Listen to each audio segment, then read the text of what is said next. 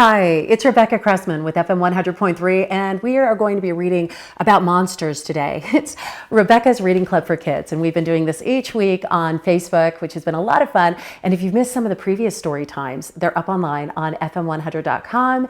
And if there are stories you love, it's not just kids that love stories.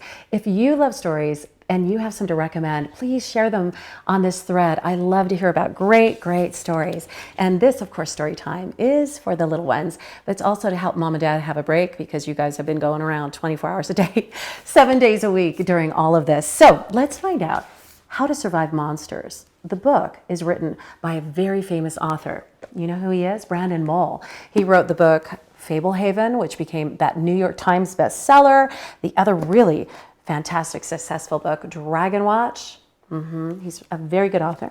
And this book is published by Shadow Mountain Publishing. They've given us the rights and permission to read this book. So let's do it and find out how to conquer monsters once and for all. Smarter Than a Monster, a survival guide, written by Brandon Mull, illustrated by Mike Walton. And his illustrations are fantastic. Our imaginations have created monsters since the beginning of time. The only reason to fear monsters is if we give them power. The more you learn about monsters, the more you will know how to defeat them and keep them away. Just ask a librarian. No monster wants you to read this book.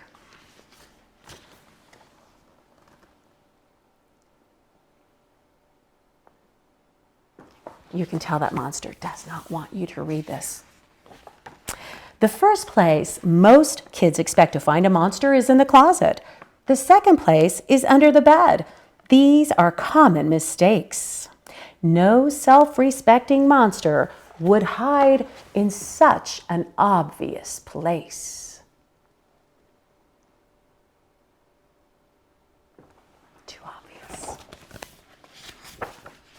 If you happen to find a monster in the closet or under your bed, it will be a very pathetic creature. If you order it to fetch you a snack, it will probably make you a peanut butter sandwich and pour you a glass of milk.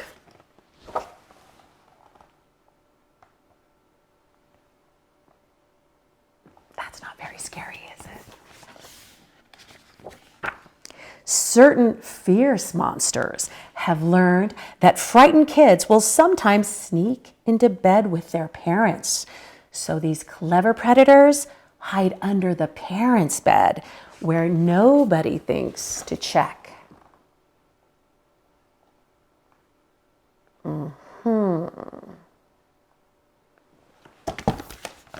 Clever.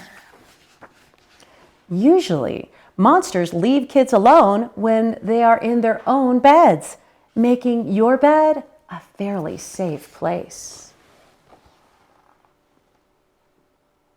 Look how peaceful she's sleeping in her own bed. Monsters like dirt and grime. If a monster could choose between two kids, it will usually eat the filthier one.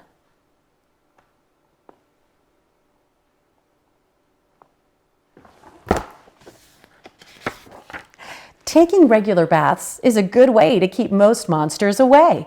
Not only do they avoid clean children, monsters hate the smell of soap.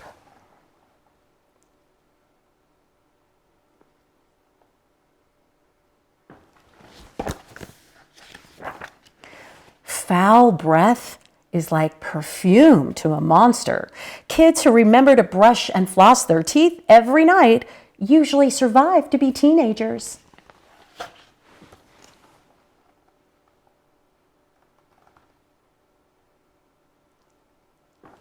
That monster isn't very happy. He didn't want her to brush her teeth. Monsters often strike when you are not paying attention. They use television and video games as bait because kids are sitting still for a long time, staring in one direction. The more time you spend in front of the television, the greater your chances of becoming a monster snack. Ooh. I don't think those kids even know that there's a monster behind them.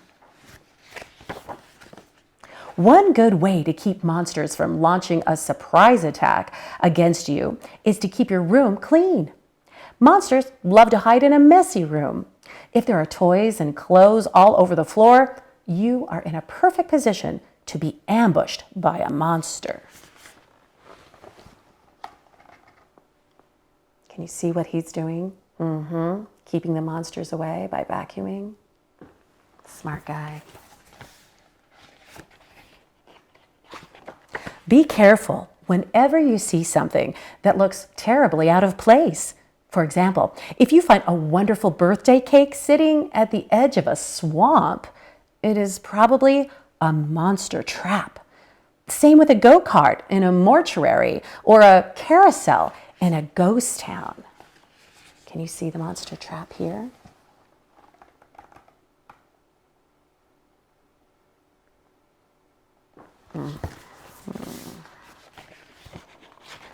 Some kids are afraid of clowns. This is a natural instinct because a lot of monsters look just like clowns. How can you tell a good clown from a bad clown? Environment. If you see a clown at a circus or at a party, you're probably safe. But if you meet a clown out in the woods, run for your life. Scary.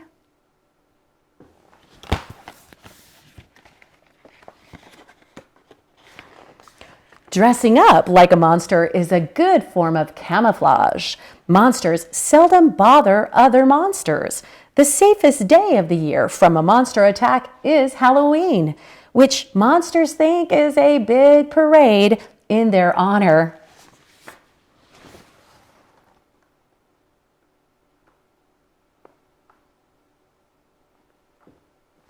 Monsters are happy to see everybody dressed up, huh? Sometimes imagining an endless variety of monsters can be stressful, but your imagination is powerful. It's powerful enough that you can also imagine ways to outsmart and defeat them. Be smart, stay strong, and you'll never need to worry about monsters again. Aha. That's why monsters didn't want you to read this book. It taught you how to defeat those monsters, right? Keep clean, brush your teeth, keep on it. Hey, thanks for joining me for Rebecca's Reading Club for Kids. Love this book. It was called Smarter Than a Monster, a survival guide written by Brandon Mull, illustrated by Mike Walton, and published by Shadow Mountain Publishing. And if, again, you have any stories that you love, please share it below. Let me know where you're watching from, and thank you for joining me. And remember, you got to be smarter than a monster. Thanks for joining me. Have a great day.